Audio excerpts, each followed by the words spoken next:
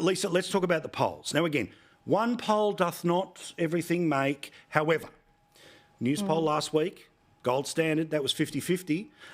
We're seeing relentlessly in the polling that'll be there everywhere from the Turnbull Times through to the Financial Review, right, which is cost of living, A1 issue, and they are now starting to correctly hold the government to account. Again, I don't know what happens in the next few weeks, but this poll was out and about while the sky was falling in because Peter Dutton wasn't going to do what the Greens want to do on climate change. Guess what? Nothing happened, Lisa. In fact, quite the opposite. Gee, do you think all of the people who are pushing their trolleys through Woolworths and Coles and having to do that calculation in their head about what they can afford are so worried about, what the technicalities are as far as the Paris Agreement goes, or what is being done in relation to a 2030 or a 2035 target, which Labor has not come out and said it will set anyway? But no, I think what Peter Dutton is doing, and he's doing it, coming out hard on the economy, he comes out hard in support of defence. He's hitting all of the right marks as far as what's concerning, I think, most average Australians who are out there doing it tough. Yeah, I mean, again, James, the Resolve poll in particular is murky about things like One Nation. One Nation, however, has gone up in the polls in the places that actually are straight out and give you an opportunity to be counted. We've seen before a couple of points here, a couple of points there, about 7% nationally right now. They put you in with other, right? So it's everything from the Victorian Socialists to the Teals, One Nation to the Australian Democrats. However, it does seem like, well, not just gloss is gone, but people are now stepping back from openly saying I'm all in on this government, and that is the beginning of either a lesson learnt by the government or the beginning of a change that once it starts, doesn't get undone.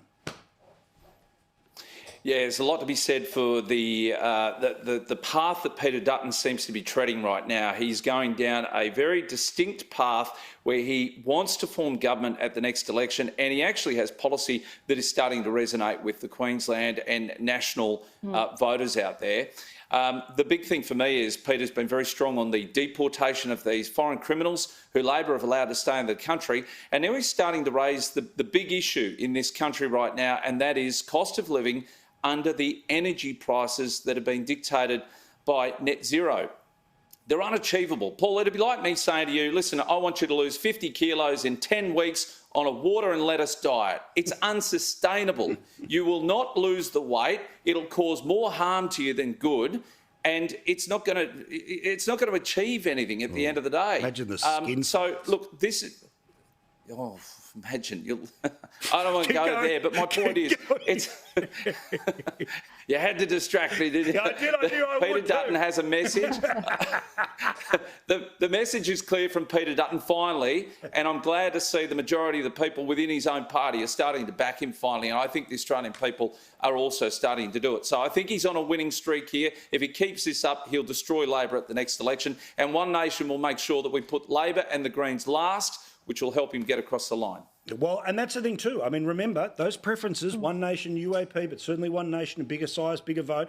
2019, if 2 out of 3 end up going to the Liberal Party, then this thing gets competitive. If it goes 50-50, blame them all, bugger them all the rest of it, then it's going to be a very interesting picture. I do have to say, and no doubt the people trying to dismiss this poll, I'll get in and do it for them.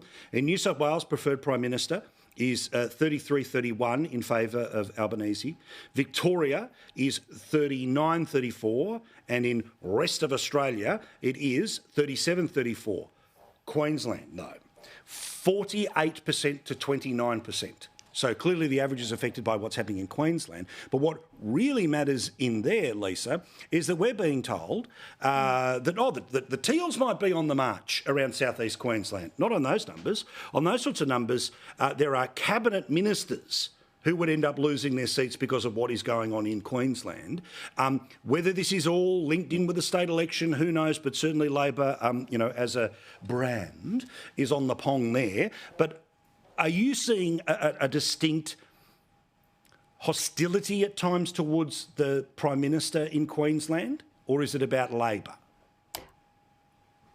I think it's more focused on what's happening here on a state-based political sort of circus, if you like, because, like I say, Labor here, people are frustrated. It's the long laundry list of everything we spoke about earlier in the program. You've got housing, you've got health, everything that James's Bluey and Robert Irwin cartoon pointed out is what's concerning people up here. So I think what will happen is you'll see the election hit here in October, and then it will be very interesting to watch what the polling does federally in relation to what impact Queensland will have on the federal government, moving into when they call an election. I think that's what they'll be watching, what happens here. Yeah, well, once I get into state-by-state breakdown, again, this is where One Nation, I can see what's happening there federally. The LNP is at 40%, Labor at 24% in Queensland. 24% in Queensland. Now, again, they will all say, oh, mate, it's all fine, it's all, nothing will change. If that happens at an election, a seat like Lily would go, there'd be a couple of others, there'd be a couple of ministers who we'd see the back of. That would be magnificent. May it happen. But it's just a poll, a few months out.